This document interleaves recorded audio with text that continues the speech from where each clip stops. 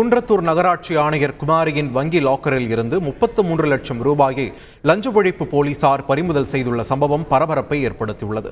இதுகுறித்த கூடுதல் தகவல்களை செய்தியாளர் தனராஜிடம் கேட்கலாம்.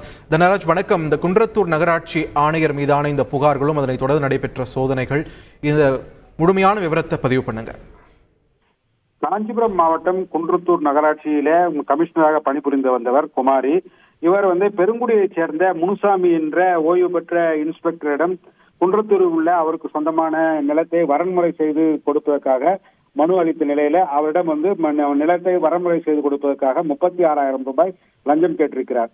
அந்த நிலையில அவர் தற்போது அந்த 24,000 ரூபாய் வரைக்கும் லஞ்சம் கொடுப்பதாக கூறி அதை வழங்கிய போது காஞ்சிபுரம் மாவட்ட லஞ்ச ஒழிப்பு போலீசார் குமாரியையும் நகர அமைப்பு ஆய்வாளர் பாலசுப்ரமணியன், இந்த பணத்தை வாங்குவதற்காக உதவியாளர் சாம்சப் ஆகிய 3 பேரை கைது செய்தனர்.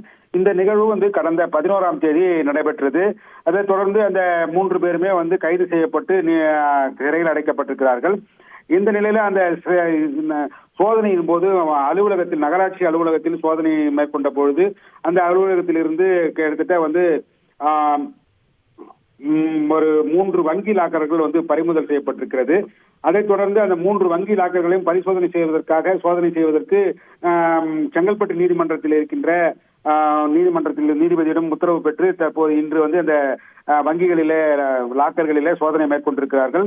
காஞ்சிபுரம் லஞ்ச ஒழிப்புத்துறை போலீஸ் இன்ஸ்பெக்டர் அண்ணாதுரை தலைமையிலான போலீசார் அந்த சேலையூரில் இருக்கின்ற HDFC வங்கி மற்றும் ஆக்சிஸ் வங்கி ஆகிய 2 வங்கிகளிலும், தாம்பரம் பகுதியில் இருக்கின்ற பேங்க் ஆஃப் இந்தியா வங்கியிலும் சோதனை மேற்கொண்டிருக்கிறார்கள். இதுல HDFC வங்கியில 8 லட்சமும், ஆக்சிஸ் வங்கியில 20 லட்சமும், பேங்க் ஆஃப் இந்தியா வங்கியில 5 லட்சம் என 33 லட்சம் ரூபாய் பணம் இருந்திருக்கிறது.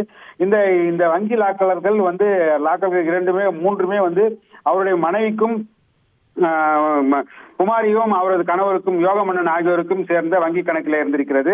இந்த நிலையில அந்த 33 லட்சம் ரூபாயை போலீசார் பறிமுதல், கணக்கில் வராமல் வைக்கப்பட்டிருந்த பணத்தை பறிமுதல் செய்திருக்கிறார்கள். மேலும் இந்த தொடர்பாக குமாரி மற்றும் அவரது கணவரிடம் விசாரணை மேற்கொண்டு வருகிறார்கள். இது தற்போது நிகழ்வாக இருக்கிறது. நன்றி தன்ராஜ், உங்களோட விரிவான தகவல்களுக்கு. செய்திகளை உடனுக்குடன் தெரிந்து கொள்ள உடனே சப்ஸ்கிரைப் பண்ணுங்க.